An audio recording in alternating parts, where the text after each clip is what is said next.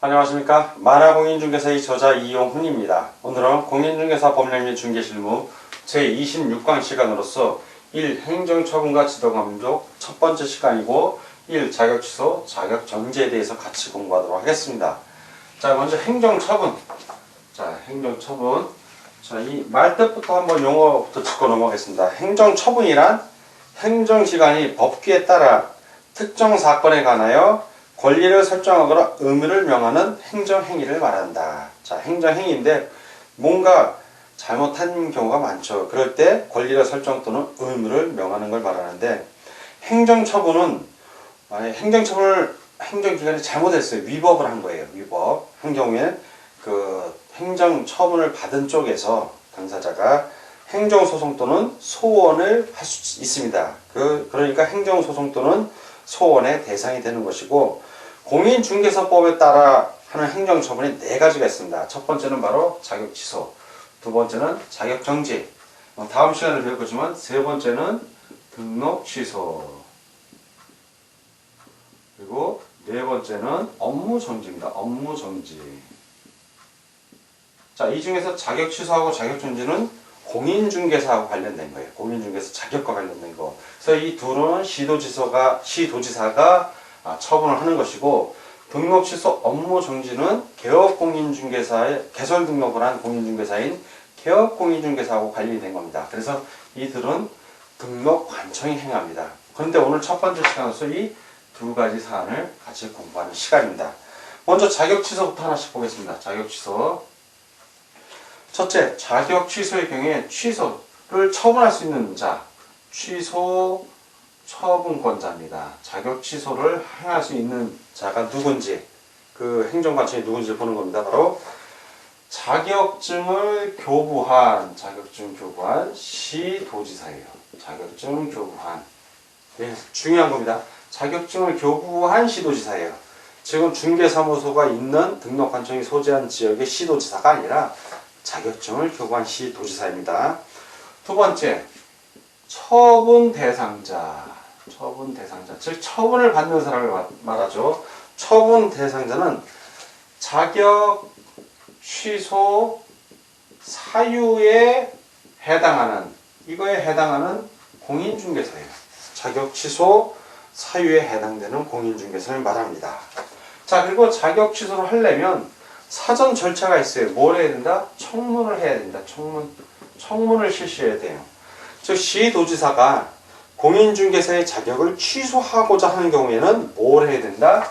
청문을 실시해야 된다. 이게 사전 절차예요. 사전 절차. 무슨 사전 절차? 그렇죠. 자격 취소를 처분하기 전에 해야 되는 절차를 말합니다.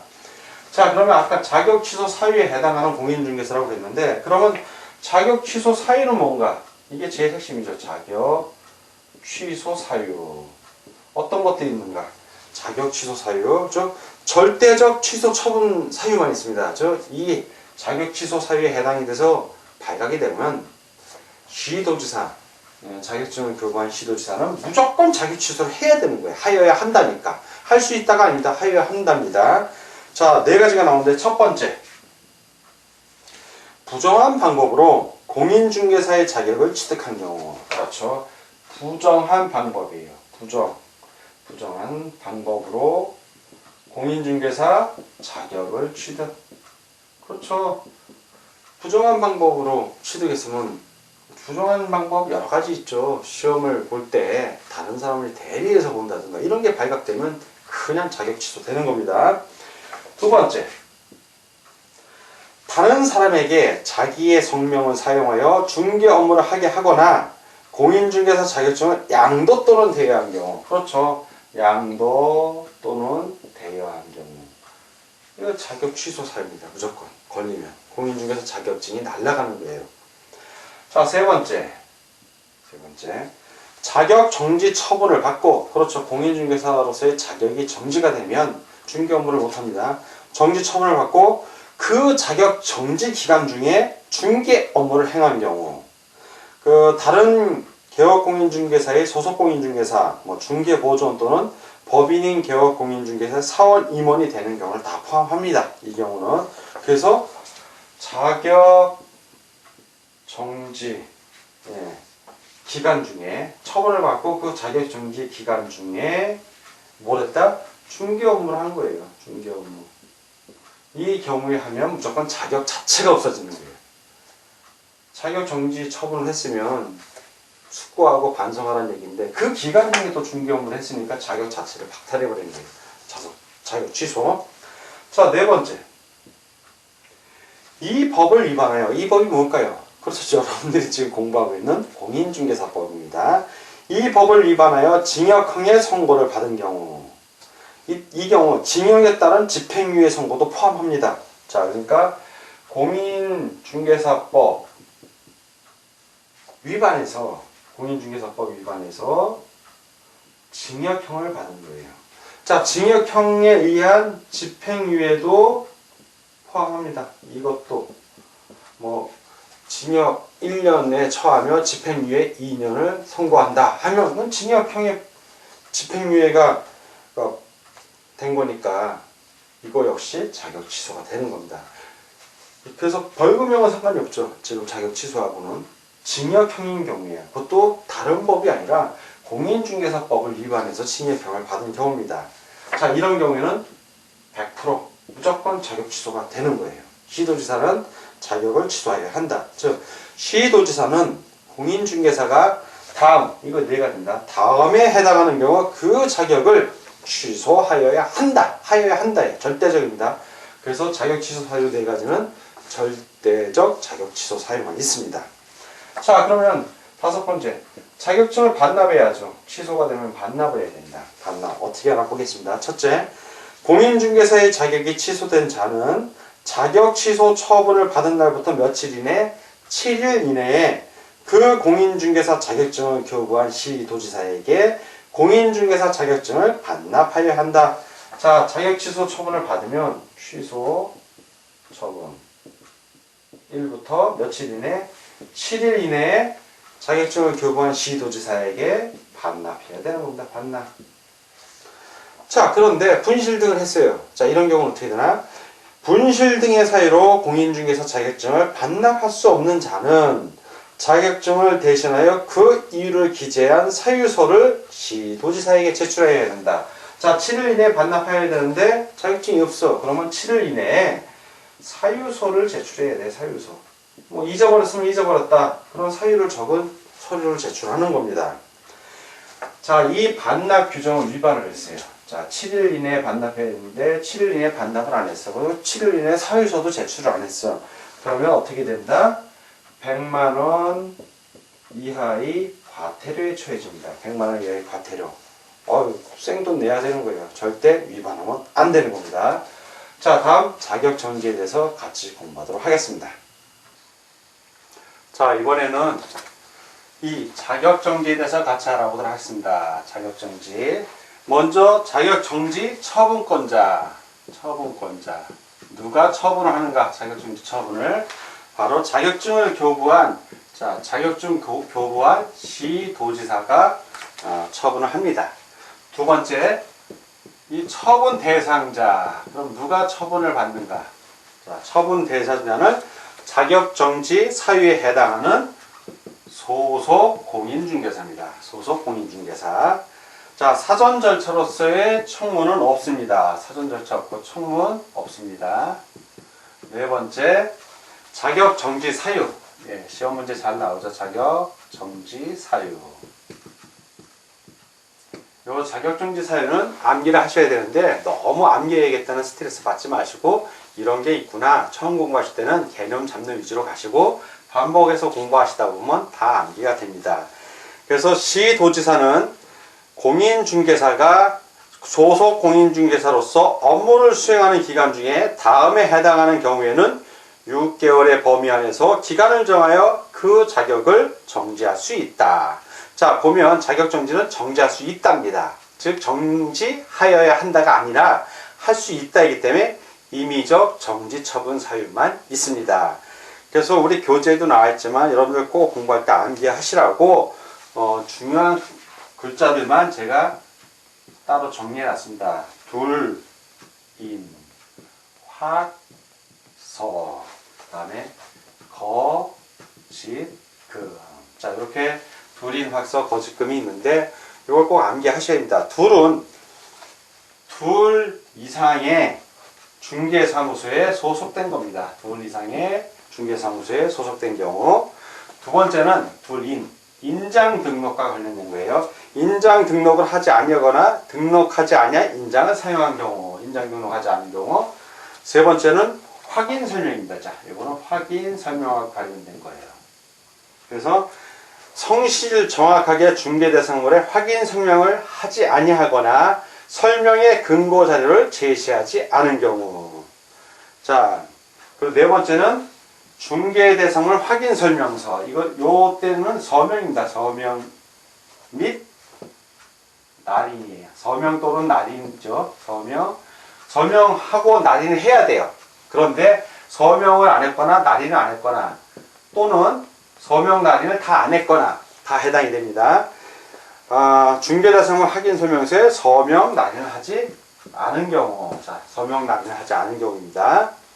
다섯 번째 거는 거래 계약서에 서명 날인을 하지 않은 경우. 역시 이것도 요 서명은 4번의 서명은 아까 확인 설명서에 확인 설명서에 하지 않은 거고, 요거는 거래 계약서에 서명 날인을 하지 않은 것을 말합니다. 자, 여섯 번째 이제 짓은 바로 거래 계약서에 거래 금액 등 거래 내용을 거짓으로 기재하는 경우죠. 거짓으로 기재하거나 서로 다른 둘 이상의 거래 계약서, 둘 이상의 거래 계약서를 작성하는 경우, 이런 경우에도 자격정지가 해당이 됩니다. 자, 일곱 번째 개업공인중개사상의 금지행위. 자, 이건 금은 금지행위의 금입니다.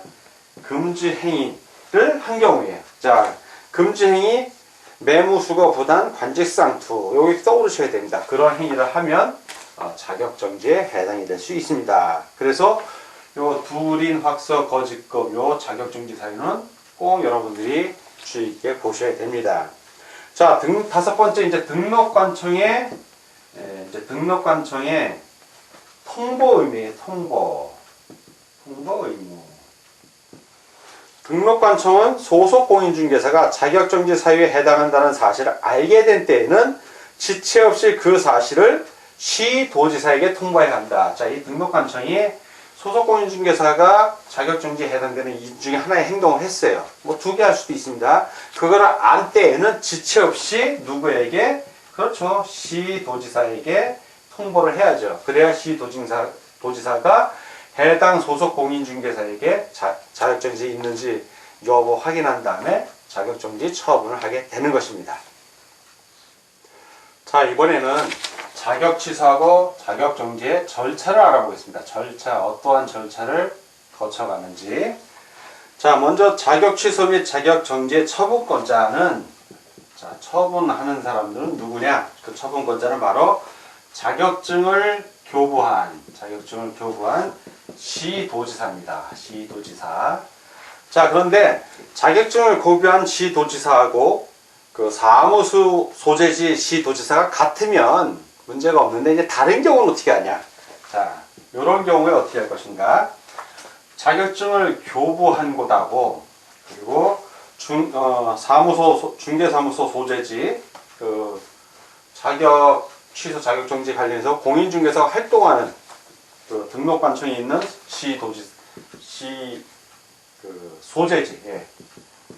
소재지하고 교부한 시도지사하고 사무소 소재지 시도지사가 같지가 않아. 자, 이런 경우가 문제가 되죠. 이런 경우는 어떻게 할 것인가? 자, 그러면 먼저 공인중개사 사무소의 소재지를 관할하는 시도지사가, 자, 이 소재지 관할하는 시도지사가 자격 취소 처분 또는 자격 정지 처분에 필요한 절차를 모두 이행합니다. 자, 이쪽에서 모두 이행을 해요. 자, 모든 절차를. 그러면 이제 교부한 시도지사가 있고요. 이행을 하고, 그리고 나서 이 모두 이행한 이 내용을 교부한 시도지사에게 통보합니다. 통보. 이러이러한 자격정지 취소 또는 자격정지 공인중개사가 있습니다. 라고 통보를 하게 됩니다. 그러면 그 시도지사가 공인중개사의 자격 취소 처분을 이제 교부한 시도지사가 처분권자라고 했으니까 교부한 시도지사가 다 알아보고 이제 처분을 합니다. 그래서 자격 취소 처분을 한 때에는 자, 정지 처분에 해당 없고요. 이제 취소, 자, 자격 취소를 했어요. 시도지사가. 소재지 시도지사가 모두 이행한 다음에 통보를 했고, 그 내용에 따라서 자격 취소를 했을 경우, 자격 정지를 해당 없고요. 자격 취소 처분을 한 때에는, 자, 이건 5일 이내에, 자, 5일 이내에 국토교통부 장관에게는 보고를 하고요. 보고. 그리고 다른 시도지사에게는 통지하여야 합니다. 이거 의무사항이에요. 통지하여야 한다. 그래서 그 자격 취소의 경우는 이렇다. 그 자격 정지하고 취소의 절차는 똑같은데 취소한 경우에 한해서는 5일 이내에 취소한 날부터 그 5일 이내에 국토교통부 장관에 보고하고 교부한 시도지사가 그리고 다른 시도지사에게는 5일 이내에 통지하여야 합니다. 자, 오늘은 공인중개사 법령인 중개실무 제26강 시간이었고 1. 행정처분과 지도감독의 첫 번째 시간이었습니다. 오늘 공부하느라고 수고 많으셨습니다. 다음 시간에 뵙겠습니다. 감사합니다.